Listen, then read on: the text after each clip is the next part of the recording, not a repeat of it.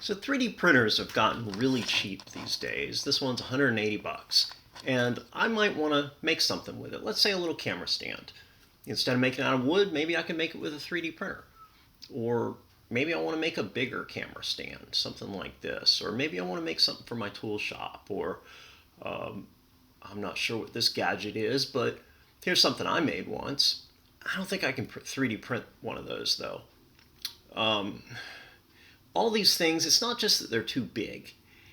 Even if you had a 3D printer that was big enough to print these, it would be an incredibly wasteful and time-consuming way to make any of the sort of things that I can imagine that I kind of want to make because they'd be useful to me or fun to play with. I especially want to make a robot. And I don't think 3D printers are really good for this kind of thing. Yes, here is a 3D printed robot. It can do the trick, but that's a lot of work, and it's certainly hard to iterate on a design when the parts are that challenging to make. So here's our 3D printer. Actually, this is the $180 one. It does a great job, but you'll notice a lot of 3D printer enthusiasts tend to make decorative parts. Why?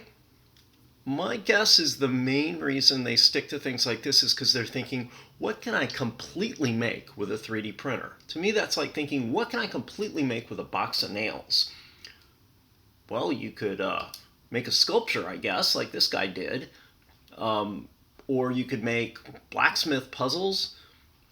But that's kind of the wrong use of nails. This is how nails work well, when you combine them with another material that has different strengths. Wood has, obviously different strengths than steel nails, but they go together well and economically. So I'm going to talk about stick and joint fabrication. This is what I'm aiming for with 3D printers in the mix.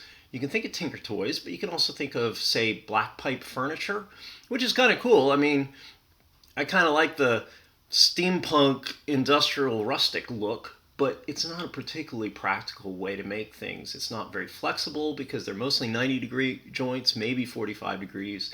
It's not easy to cut black pipe, etc. You can also do PVC pipe stuff, which looks cheap and sort of clunky and overly bulky for what it is. But, that's just awful. But sometimes it can be useful, of course, for things.